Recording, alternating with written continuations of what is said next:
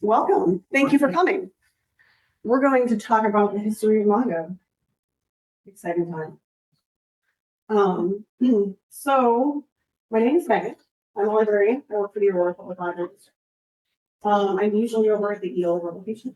But since the EO location is under construction, you might be able to see me over here at this library more often. Starting very soon. I read a lot of graphic novels and comics of a variety of different genres. And the very first graphic novel that I ever personally owned was this one. I got it.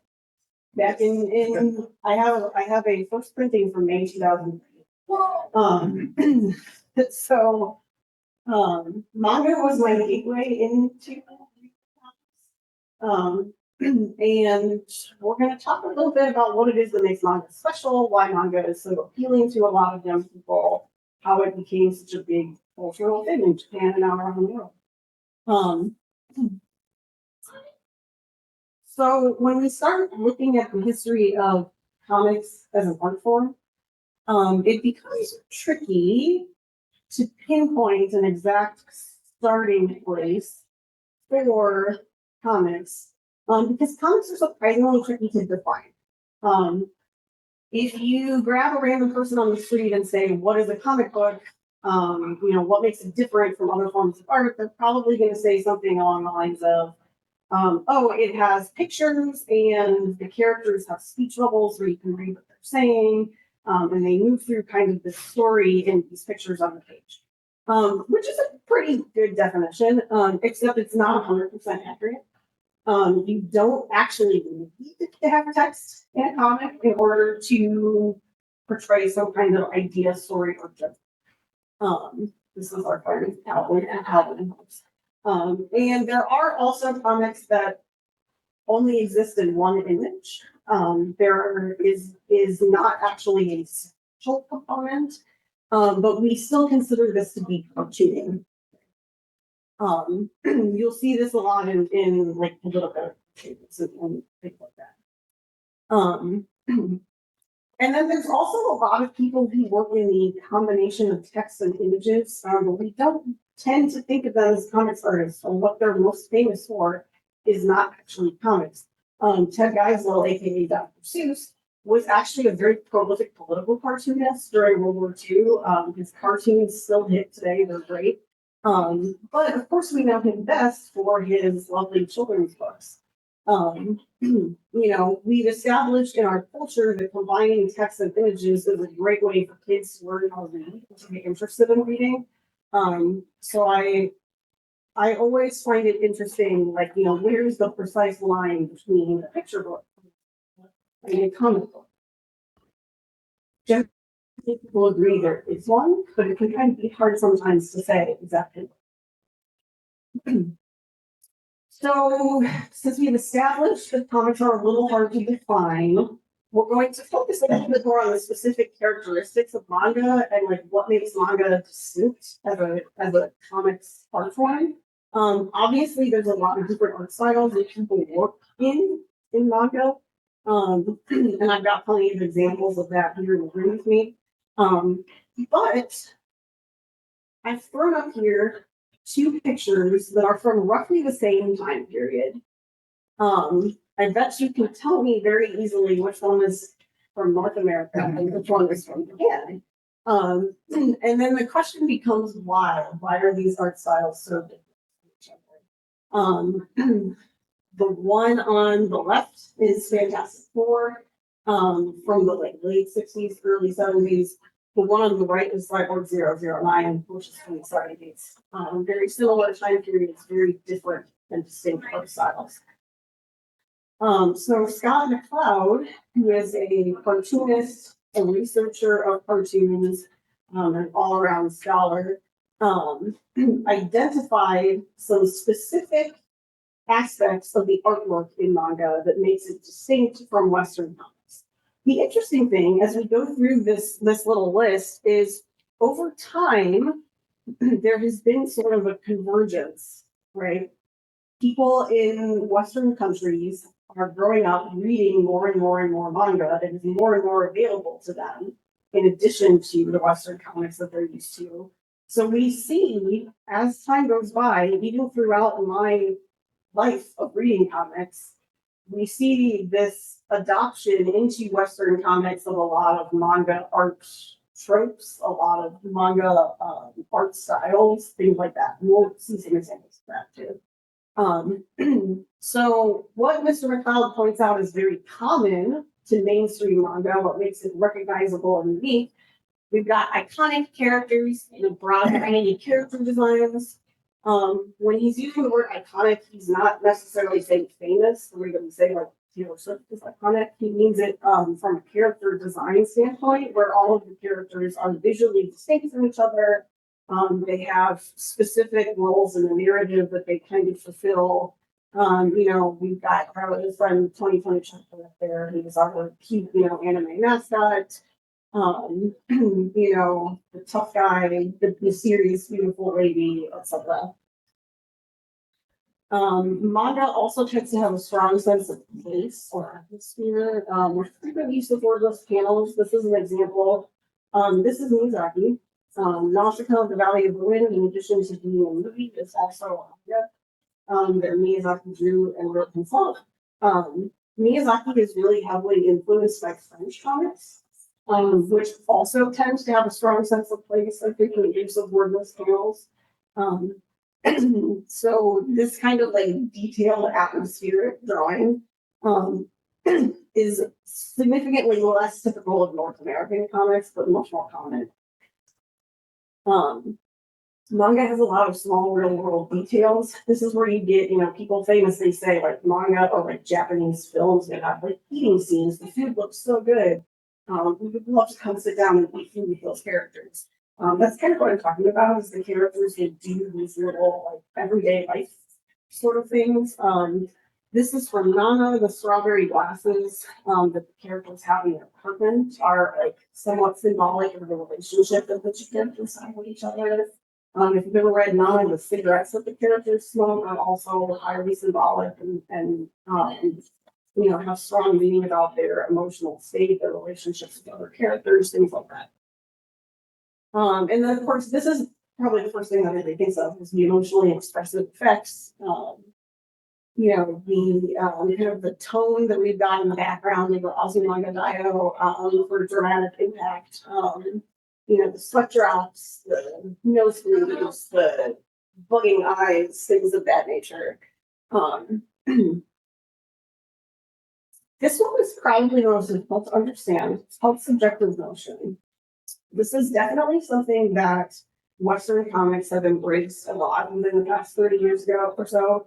If you look at older Western comics, like early Spider-Man, something like that, there's very much a sense that you're watching the characters as though they're up on the stage. Like you are very clearly stepped back from the action and you're watching the characters do things in front of you, move through the panels, etc. Subjective motion is a form of comic storytelling that kind of puts you within sort of the action of the comic. So in this example, you're kind of looking at the action not from a distance, but like over Kakashi's shoulder as he's charging. This is where you get the like speed lines and that sort of thing. It places you more directly within the action of the comic. As opposed to sort of treating the characters like they're players on the stage. And then also we got genre maturity. Genre maturity refers to the fact that there is manga in pretty much every genre and about pretty much every topic that you can consider think of. We've got horror, we've got sports, we've got children's manga, we've got paranormal romance, we've got science fiction. It's all available in manga. Manga has been able to build and sustain this genre maturity for a long time. We'll talk a little bit about the actual history timeline-wise of development of manga, but this is one of the things that when manga originally became widely available in the United States, it drew a lot of people to manga because there was very much a perception in the 90s and the early 2000s that comic books were primarily about superheroes. So then you start getting things in the English language like Vampire Knight, like Oran Hextable stuff, like Inuyasha. And you're understanding that there's much more to the world of comics. There's a much wider variety of characters that exist. Interestingly enough, comics in North America actually had genre maturity for a long time. These are all images of comic books that were published in the United States in the 1940s. We have true crime, we have horror comics, we have romance, we have oddly sexualized science fiction in like the Buck Rogers style. Comic books were a hugely popular medium in the United States in the 30s and 40s, and there was a lot going on. There was a ton of different stuff you could pick up at your newsstand, and then the question becomes, what happened? So you may be familiar with like the Hollywood blacklist, the Red Scare of the 1950s. You know, a lot of movie film directors and actors and such were able to testify about this and talk about whether or not they were communists and whether or not their art had subversive messages in it. Something similar was happening in the comics world. There was a psychiatrist who wrote a book called The Seduction of the Innocent, which argued essentially that comic books were trying to make children into juvenile delinquents and homosexuals. There obviously was very little evidence for this, but fearing that they would be investigated in much the same way that the film industry had. Many of the big comics trade publishers chose to censor themselves and to create sort of a list of guidelines for things that were acceptable to be published in comics. If you ever read the original list from the Comics Code Authority, it's actually kind of hilarious. You can't use the words terror or horror in your book. You know, you can't, there's like very specific guidelines that you have to abide by. Very unreasonable guidelines. So essentially, this was not anything that was in started government or any kind of other authority. It was something that the comics industry kind of bought into itself to try to protect themselves from being regulated or being investigated in some way. The unfortunate impact is that it ends up killing off a lot of the more adult or more difficult comic books.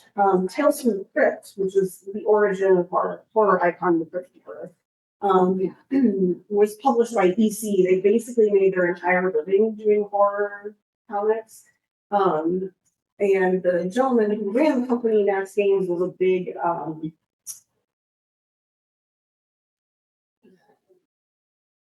opponent of the Comics Code Authority. They eventually shut down their entire horror comics line, but they made their money off of Mad Magazine. So they were able to do fine. I feel like this little note is relevant at this time in our lives to think about even self-imposed censorship and the ways that it might impact human maturity. So now we're gonna go back in time. If we're talking about artwork in Japan and what leads to the creation of comic books as, you know, what we think of as a modern medium. Sequential storytelling of some kind has existed for a really long time in Japanese art, in art around the world, Japanese art especially. These are called the tobae. They're a series of scrolls from the 12th century that were made by a Buddhist monk, the Bishop Toba. They don't really have panel divisions the way we think of as a modern comic, but it is a scroll. So if you're imagining yourself, you've got the scroll on the table and you're kind of unrolling it as you go along. You're seeing as you open up the scroll, these same characters kind of move through these same little adventures. They were mostly anthropomorphic animals who were kind of like parodying everyday life or like parodying the Buddhist monks that Toba lived with. this seems like a very irreverent thing, maybe for a monk to sort of recommend. But I think it has a lot to do with like the base concept of impermanence. You know, the physical world is inherently kind of silly and will not stick with us. So it is kind of appropriate to laugh at the foibles of the material world as we're on our way towards something better in the next life or in life. So this type of artwork was very influential. We'll see it pop up again later. Eventually, woodblock printing became viable as a like, mass production form of art. So that's when we get what's called ukiyo-e. These were essentially art that was available to the common man. You didn't have to be fabulously wealthy in order to own this piece of art because the original was being printed over and over again. You can buy it. They sort of function as like prototype gossip and fashion magazines. You know, you get these woodblock prints of very fashionable people and see, you know, like royalty library. What are people in the next city over interested in?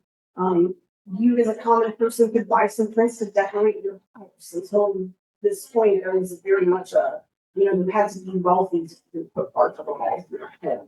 And one of the most famous ukiyo-e artists in the 19th century is, what was that? There's actually been an Bingo, which is a college in I heard they have a big. yeah. They do like a great artist exhibit every year, and this year it was outside, and I got really excited. I actually have this. This is his most famous artwork that pretty much everybody will recognize. But he was a very prolific artist.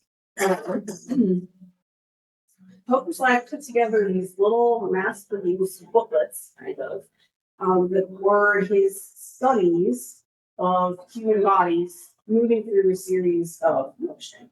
And Hokusai was not the first person or the only person to use this term. But around this time when he's putting together these little booklets, this is when you start to see people actually using the word manga to describe their art. The characters for manga roughly translate as whimsical pictures, like goofy or irresponsible pictures. There's kind of a like, there's a very like irreverent tone hiding within the kanji of that word. So when artists like Hokusai were calling this their manga, they meant that it wasn't necessarily like a finished, lovely, perfect print of art like the Great Wave. It was more of like an artistic study. You know, we're examining how the human body moves as it goes through a series of motion. So you're not really getting a storyline of characters, but you are getting a sequence of pictures that give you sort of this illusion of motion. So Hokusai's manga was printed in 1814 and was printed. Didn't have any printed narrative. It's also important to note that up until this point, Japan had been a very isolationist society. And then you get the United States Navy arriving in Japan with their ironclad battleship to say, hey, we would love to trade with you. You can agree, or we will simply force you. This was when Japan as a society kind of had to have a reckoning where they realized sort of how technologically behind they had become as a result of their very isolationist political and social structure. So Japan fights a civil war at exactly the same time that the United States does, for very different reasons. This is actually, if any of you have read The Learning Engine, let's flip the Learning Engine out. So in the wake of this civil war in the 1960s, the monarchists won, which in America we tend to think of that as like the anti-progressive version. But what the monarchists were really doing is they were using the monarchists like propaganda for their own progressive purposes. They were like, we are going to open our society. We're going to bring back Japanese culture as it was in the glorious days of the monarchy, and we're going to open our society and show the entire world how amazing Japanese culture is.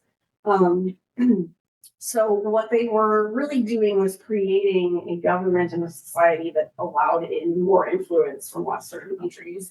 At first, this was just confined to some specific cities in Japan. But you start to see this is the first time that like Western journalists are really allowed like, in mass in Japan.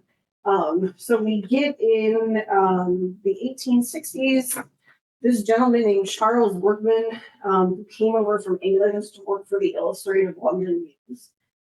He was familiar with the Punch, which was a highly influential satirical magazine from the UK. That picture on the left is from the early 20th century. And so he founded the Japan Punch in Yokohama in 1862. Its target audience was Westerners, foreigners who were living in Japan. This was the first time there was enough of them for them to really be a market for something like this. Workman was a cartoonist, and he was one of the first people in Japan to use speech bubbles and use cartooning, which was a thing that had existed for a couple of centuries in like European political cartooning and things like that, and it wasn't the only thing that had appeared in Japanese art until that time period. This is one of Workman's cartoons. It's called The Japanese and the Europeans. It makes me laugh because all the Europeans are very hairy and have shows, which is probably what they appeared like to Japanese people.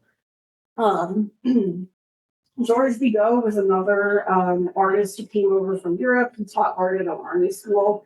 He founded a satirical comics magazine called Tobae. You may remember that is the name of the Buddhist scrolls that were being made in the 12th century. So clearly, Bigot was a student of historical Japanese art. He was a satirist. He was pretty much always in trouble with the authorities for his political cartooning. But he was coming at it from a place of great love. Bigot actually married a Japanese woman. He spent the rest of his life in Japan. He kind of devoted himself to studying Japanese art and incorporating it into his comics. The Toei magazine is where you get some of the first panels that are arranged in a narrative. So we're getting more like story type. So this gentleman, Rakuten Kimizawa, he was the first person to have a serialized comic running in a magazine with recurring characters. You know, every week or every month when this magazine came out, we'd pick it up and there'd be a new installment of these characters. This one is Tagasako to Mokubei no Tokyo Kenmitsu, which is roughly the Tagasako and Mokubei's Tokyo sightseeing trip.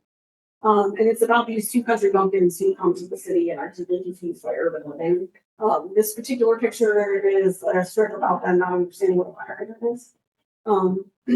So Kitazawa founded Tokyo Puck, which is another similar to Punch kind of magazine.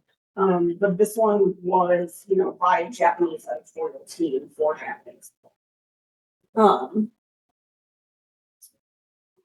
In the early 20th century, we also get something called Kamishibai, which is an art form sort of like the traveling shows that you would see in countries in like the 16th century onward. But instead of having puppets in this little booth that they would carry around, they have these big rolls of paper that they would roll through this box. It was almost like a TV screen.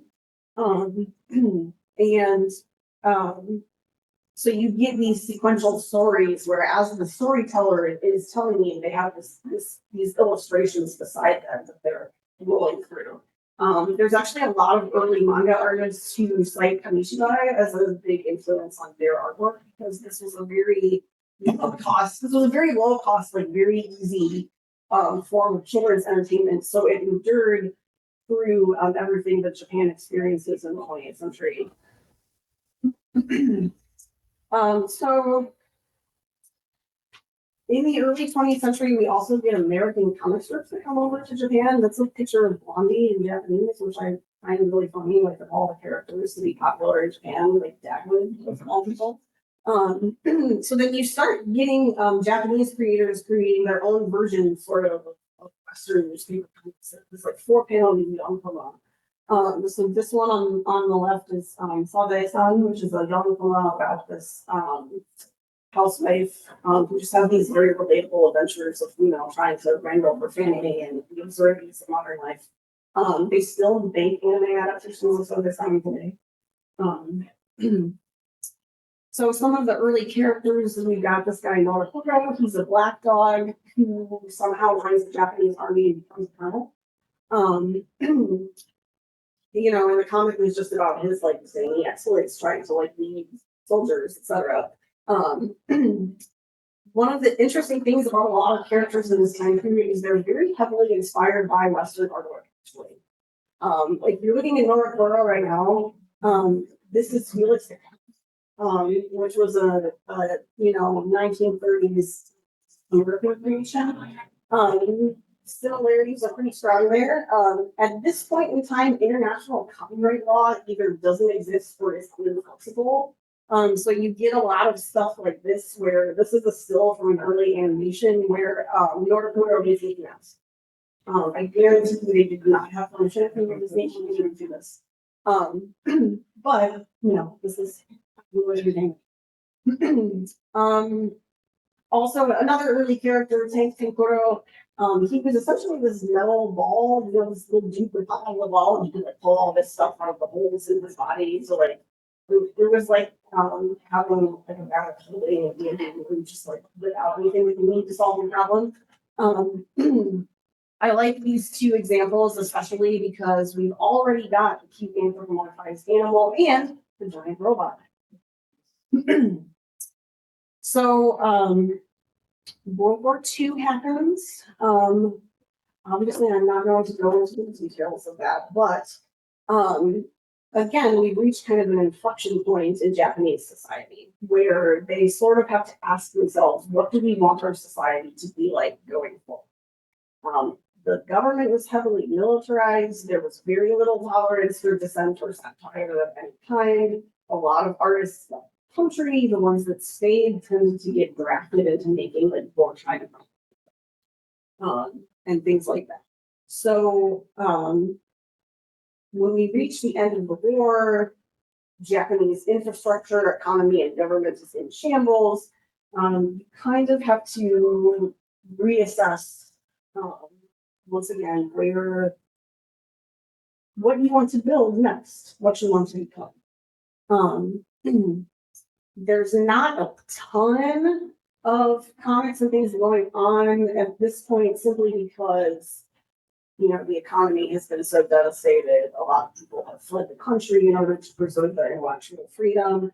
There's a lot of children's comics that are popular, and there's a lot of sci-fi comics that are popular because they provide kind of an escapism from everyday life, or sort of like a wholesome, family-friendly form of entertainment. So into this void comes this gentleman, Osamu Tezuka. I tend to be pretty skeptical of historical narratives that overly focus on one person. That's generally not how history happens. That's not how movements are made. That's not how governments are built. However, it is impossible to talk about manga in Japan without talking this specifically. Lots of Japanese manga creators cite him as one of their most powerful influences. It's kind of like trying to talk about American animation without talking. So Tezuka, pre-war, his family was financially very comfortable. They were able to import films and books and things from other countries, the West. So he grew up kind of surrounded by like American and European film and comics. And that was a pretty profound influence on him. He actually, this gentleman went to med school and became a licensed medical doctor. But he was already creating at the time very popular and profitable manga, which I don't know how he did that. I don't know how he found the time in the day. So I told a couple examples of manga creators talking about Tezuka specifically as an influence on them. The one on the top left is Fujio Fujiko, which is it's actually two guys who draw manga together under a single pen name.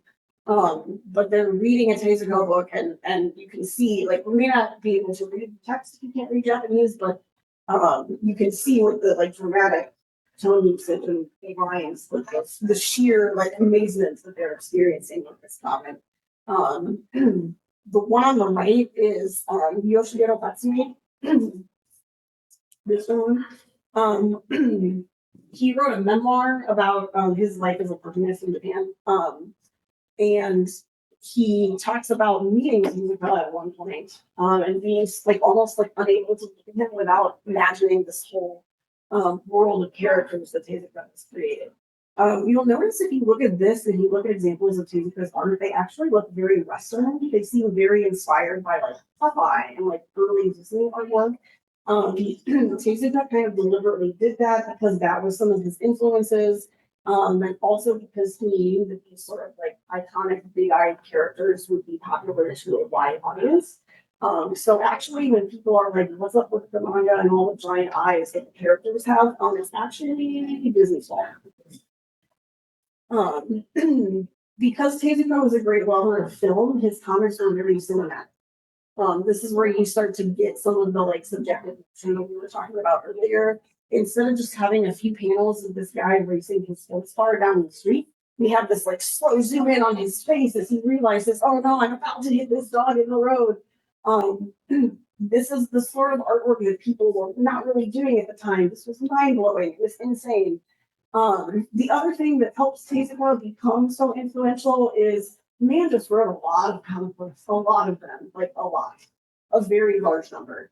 This is him sitting in a room surrounded by only some of the books that he made during his lifetime. He also did everything. He did boys comics. He did girls comics. He did adult drama, like procedural medical kind of drama. He did deeply weird metaphysical comics. He did comics about the life of Hitler and the life of the Buddha. Pretty much every genre you can imagine, Tezuka touched it in some way in his career. And so this is part of how he continued to be so influential. Pretty much all of these are available in English. So this is where, in this time period, you have some of the big, I call them the chonkers. This is where you're starting to get the big, like, from the police style magazines and comics that would come out on a weekly or monthly basis. A lot of them were still very focused on entertainment for children. So there were a lot of artists who were sort of dissatisfied with that and they wanted to create comics for a more adult audience. So in the 1960s, where again, similar to the West, we have a countercultural artistic movement in the West. The countercultural artistic movement in the Japanese manga is called Gekiga. The kanji for that are more like dramatic pictures. This is Mr. Tatsumi again, Yoshihiro Tatsumi. His memoir is about being one of the founding creators of the Gekiga movement. Their primary magazine was called Garo. Garo was never like super profitable and never had huge circulation, but it was very influential, and a lot of artists who went on to draw famous manga from more mainstream outlets got their start from Garo. The blue one on the top is Gege no Kitaro, which is now a beloved family property in Japan. If you go to Shigeru Mizuki's hometown, there's actually a street that is lined with statues of Kitaro. Because it's become very iconic. It's like a Winnie the Pooh, like a Toro kind of like family story. It's a star in Garo, the alternative magazine. Some of the examples of Gekiga that you'll get, we're starting to get more like existential and physical kinds of stories. We're getting the historical dramas, the samurai dramas, which have been hard to do actually up until this point because they tended to be violent. If you're trying to put something in a general interest magazine, it's a little bit difficult to. I put Comedy Den up here because the artwork in Comedy Den is also very strongly influenced by traditional Japanese artwork. It's inked with a brush instead of a pen. So you get this historical story told with this interesting combination of like modern and historical art styles. If you're interested in reading any of these books, that are sort of outside the mainstream. I can stand there like this. There's a printed version over on the counter over there, or you can pause and take a screenshot. These are all books in the library's collection that are sort of outside the mainstream of manga. So I've got some Tanosuke on there, I've got some Indoor Ballet, some Saito Mazuma, Jiro Takeuchi. A lot of them are in this room right now. So, yeah. So this is available on our website. I have a printed one.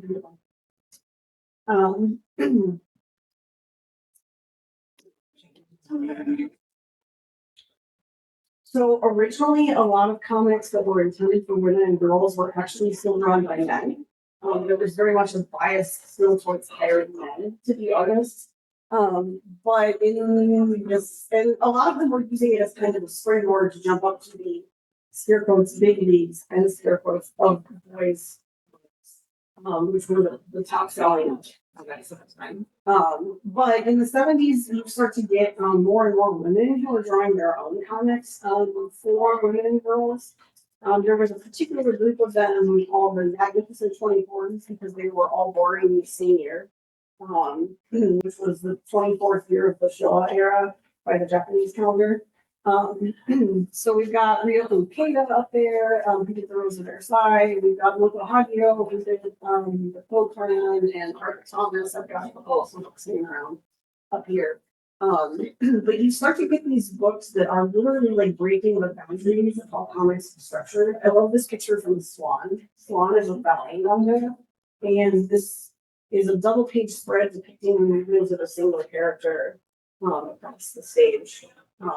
Comics being a static medium, are always looking for ways to portray movement and motion. And I find shoujo manga just really interesting in terms of its like focus on interiority, like an emotional landscape as opposed to a physical one. So you get that's Moto Hagio on the left over there, and then there's a slightly more modern example right there that shows you that we're still kind of using this very like flowery, this very interesting use of like negative space, sort of this like close up emotional storytelling. These are a couple of the long-running magazines. I think the one that I have on the list is so up until this point, the audience for manga had primarily been people in Japan. There had been some attempts to translate manga into French for a French-speaking audience, but it's not until the 80s that we start to get like real interest in translating manga into English and bringing it to the United States and other English. There was a group of academics and scholars who got together. This was in like the late 70s, early 80s, to translate Barefoot Again, which is Keiji Nakagawa's semi-autobiographical comic about his experiences with the bombing of Hiroshima. Since this comic is historically valuable and has a strong anti-war message, they felt that it was very important for people to be able to read this in other languages. So this is actually one of the very early manga that you get available in English for an English-speaking audience. It didn't get a lot of traction. They actually never finished adapting it. It would take several more decades for the entirety of it again to be available in English. And then what really breaks the door open for manga to come overseas is anime. In the 1980s, we started to get a lot of sci-fi movies like Kira, Ghost in the Shell, things that, because of their sci-fi setting, are less like obviously tied to one specific culture and therefore make it easier to kind of translate for other cultures. I like to think about Spirited Away, which is an amazing, incredible film, won the Academy Award here. It is a very Japanese film. I think that if it had existed in the 80s and they had tried to translate it and bring it over here, I don't know how successful it would be. Because people in the West are just not very familiar with some of the storytelling conventions that Um, so, but you get Akira comes over to the United States in 1980, is incredibly popular. And so then you start getting more and more demand for popular art from Japan, which opens the door to these, you have equivalents of Spider-Man, Superman, and X-Men, etc. Um, so in the late 80s through like the early 2000s, we have this great run of like heavily franchised boys comics. So you've got the manga, you've got the anime, you've got the video games, you've got the movies coming out, and we kind of get into this little period of like Shonen Jump supremacy. This is some of the early stuff that comes over to the United States and is very popular. Weekly Shonen Jump is actually one of the few magazines that still prints weekly. Many of them have moved to a monthly publication now or going entirely online.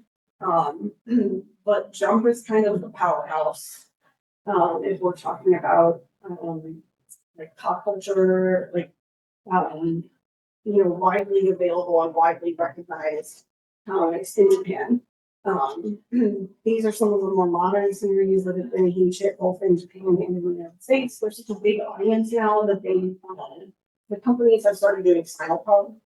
Comes out in Japanese, like at the maximum a few hours before it comes out. So manga is spread out all over the world. There's a huge fan base for manga in Europe. There's a huge fan base for manga in Brazil, in Mexico, in South Korea, and Thailand.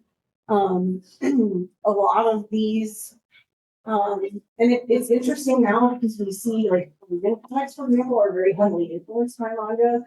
And now in the US, there's been a boom over the last few years or so of Korean comics coming over and kind of making their own way as their own specific thing in the United States. Sort of the three biggest cultural movements in comics in the entire world are North America, where you get superheroes, Japan, where you've got the manga style that we talked about, and French-speaking countries like France and Belgium. The French love comics. I have not done any research on why historically that is, but they've always been very forward thinking about comics they work for it.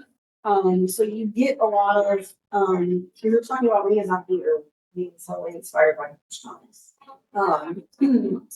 So in the top left, we've got an example of the bande dessinée, which is a type of French comics that focuses on these lush environments with this very clean line work. Heavily detailed, lots of distinct characters. And you can kind of see there in addition to Miyazaki, there's many other Japanese creators who kind of take their influence from that. That's a picture of Tippon by Takamatsu Matsumoto. And you like the styles are different, but you can sort of see the detailed landscape creation that's going on here. And of course, over the years, like I said, we're kind of getting these conversions of Western and Eastern art styles. There's more and more Western comics that are published for English-speaking audience first that have very specific manga influences. I grabbed this little picture because her little face just makes me think of the Hana Momoichi, which is like the Japanese stuff in the top left corner. It's the little like silly face that all Japanese children are about. But I love how you can see her little face in this the Hawkeye annual and like compare it to early 20th century manga and their little faces. I truly enjoy finding those kind of details. We've started seeing more and more people creating their own manga who are artists who are not Filipino. We've got the original English language manga. Beyond the Clouds was actually in London's French magazine. It's done by a Japanese artist, but they were invited to France to do this, to run this comic in a French magazine. Radiant is by a guy from